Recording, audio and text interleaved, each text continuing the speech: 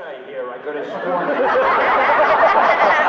My favorite cameo, and you may take notes if you wish, is the one that I did in, what movie? Oh my God, wait, let me think. The one where I'm a security guard, Captain America. Although I shouldn't really like that one because it made it look like I was a lousy security guard. But that was my favorite because I had the most screen time and people were able to realize, wow, the man is really a great actor. Reason it's wrong, and I know you're all grammatical scholars here, so you'll understand this. If it's a comic book, then it's a humorous book. That's what comic space book means. But if it's one word, comic book, then it's a certain type of book which Marvel excels at producing. You notice I always get a little plug in. That's why they love me. That's true. You pay the bills. I hope you were taking notes. Well, I don't know. If you got some villain who's killing millions of innocent people, he's a bad guy. What do you mean I'm not comfortable with it? No, I'm trying to remember what I said during that interview. I'm never paying attention to what I say when I'm talking. No, there are good guys and bad guys. See, my problem is I love the bad guys more than the good guys. Because you make up a good guy, all right, you got him, that's it, he's a good guy. But the bad guys, they're interesting and they're stupid, but they're powerful. And you got to worry about what they're going to do and how the good guy is going to beat them. Were any of you at the thing I did earlier today where I discussed Dr. Doom? Because I don't want to bore you again, but let me tell you about Dr. If you were there, just read a book for a minute. Dr. Doom, to me, is a very interesting villain because of two reasons. One, he's the king of his own country. So if he comes to Dallas and drives his car over the speed limit, he can't be arrested because he's got diplomatic immunity. Maybe it goes for if he shoots somebody too. But the most interesting thing to me about Dr. Doom is he wants to rule the world. Now I want you to think about this. You could go up to any policeman in the street or anywhere and you could say, "Officer, I want to rule the world." It's not a crime. Anybody could want to rule the world. So when you think about it, why is Dr. Doom a villain? That's your homework assignment for tonight, and I'd like an essay written and hand it in to me tomorrow. Silver Surfer, one of my favorites. I was able to be, you can tell looking at me and listening to me that I am one of the world's great philosophers. I was able to let some of my philosophical feelings be handed out to the public through the Silver Surfer's remarks. Like, I used to have him say things like, and I can't quote it as well as I wrote it, but what's wrong with the human beings? They live on a planet that gives them all the water, all the food, the great climate. It's got everything they could want. And instead of appreciating it and living peacefully, they have war and they fight each other and all the things that in my own simplistic philosophical way I tried to say, I could let it come out of the Silver Surfer because he was a guy from another world looking at humanity and wondering why we're so crazy. And I kind of enjoyed writing that, and that's by the way, I did one Silver Surfer book with a French artist named Mobius. Yeah. And if you ever get a chance to get one, that has more of my philosophy in it than any. I don't even know if those books are around anymore, Yeah, but the hardcover. was it? Okay, it is? Yeah. Go out and buy them, and I don't even get a royalty, so that shows I really mean it. Good at favorites. I usually like everything I'm doing. Give you an example. Very often somebody will say to me, "What's your favorite movie?" And I'll name one, then I'll think, no, what about this one? And I'll think, well, how about this one? And before I know it, I got 50 movies, and I don't know how to have favorites. There are so many things that you like in life, and I don't know how to say I like this one better than that one. And what was the question? My favorite one? Well, let me think. All right, my favorite thing in the world. That's right. Could be a food. When I went to Washington, President Bush, I don't know if you remember President Bush, he was one of the presidents. He gave me what they call the Medal of I don't even remember the name, the Medal of It was on a ribbon I could hang around my neck with a gold thing. And he gave it to a few people. It was a big ceremony. One of the people, now here's a whole different story. One of the people was, who's the girl who always played with Errol Flynn, the heroine all the time in all his movies? Well, anyway, whoever that, yeah, Olivia de Havilland. See, you asked why I keep them around, now you know. I just heard her yelling. All right. So Olivia de Havilland got one of those medals, and then it was my turn. But when he gave it to Olivia de Havilland, he kissed her on the cheek.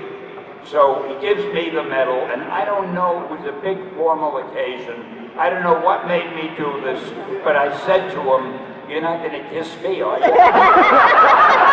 And he burst out laughing, and I was laughing, and somebody took the photo. I have it hanging in my office, me laughing with the President of the United States. So that was one thing I kind of remember. I have another one with Ronald Reagan. I was at something somewhere with Ronald Reagan. And he was sitting at a table, and I walked over, and I stood and bent over, and he looked up, and he was talking to me, and I was talking to him, and somebody took the picture. I love writing what I think are funny dialogue balloons over pictures. So on that picture, he's sitting like this, looking up, and I'm like this, looking down at him. And I wrote a balloon from him saying, "Stan," and I'm saying, "Yes, Mr. Reagan," and he says, "Would you pose for a picture with me?" And it looks just like he's saying that, the way the thing was shot. That didn't get a big laugh. Let's go on to the ratings on television, that's all. So whoever was there was Captain America, there was the Hulk, there was maybe Iron Man, I don't remember, but that's why we picked them. It's a very cold, cruel, business-like world. If you're the most popular, you get ahead. If you're not popular, people stomp all over you. I had already done the Fantastic Four, and I think the X-Men, I don't remember exactly, but they were selling well. And my publisher said to me, "Stan, I want you to make up another one," because he was greedy. And I was working for him, and I wanted to keep my job, so I said to myself, I'd better think up another one. So I was home, and I was trying to think of a character, and I saw a fly crawling on the wall. And I said, wow, maybe, you know, in superheroes, the most important thing is what's the new superpower you're going to give them. And I was trying to think of a new power, and I thought, wouldn't it be cool if a guy could crawl on walls like an... No, I'm lying. They didn't have the word cool in those days. I probably said, wouldn't it be, no, there's another word, groovy.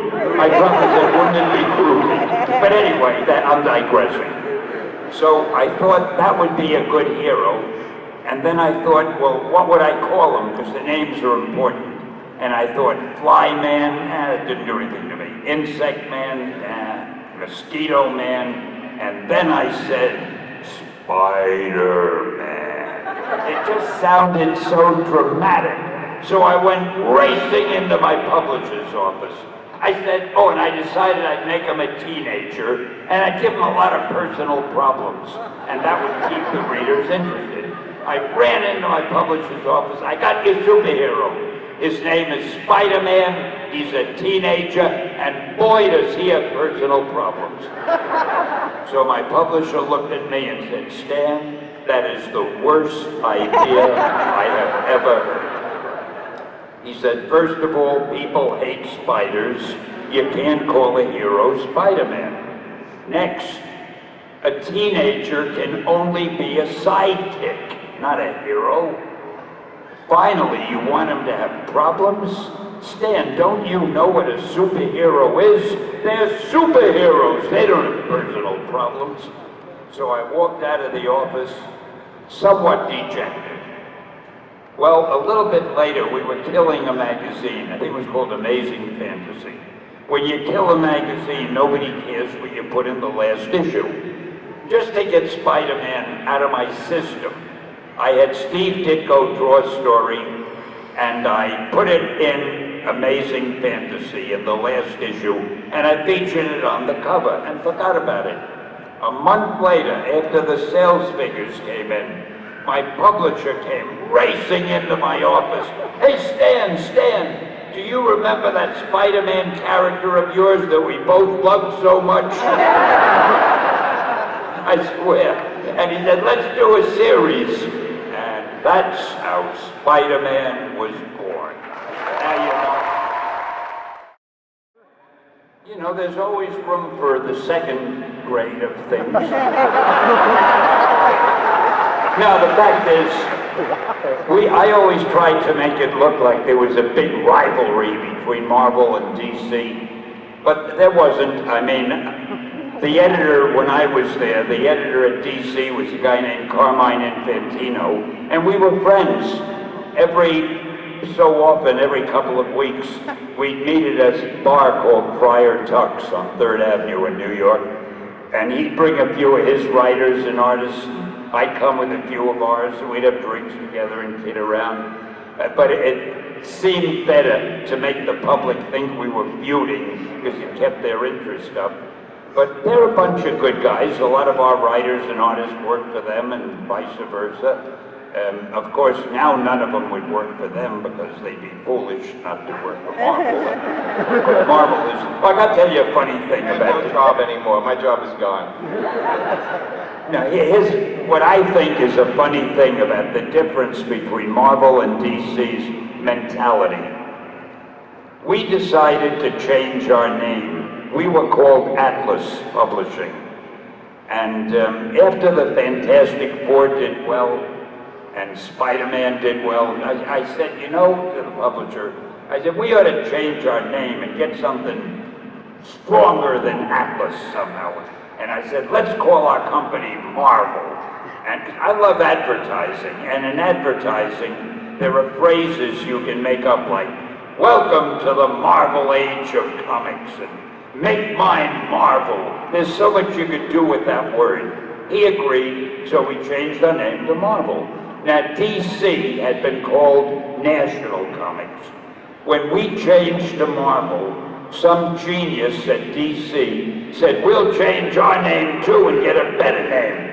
And what did they come up with? We were Marvel, and they came up with DC. I mean, they don't have a chance.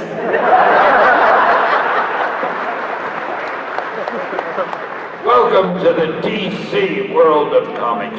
It doesn't really play right, does it? You'd think they would have made it Action Comics. That's a better name. Action Comics would have been great. Better name. Yeah, absolutely.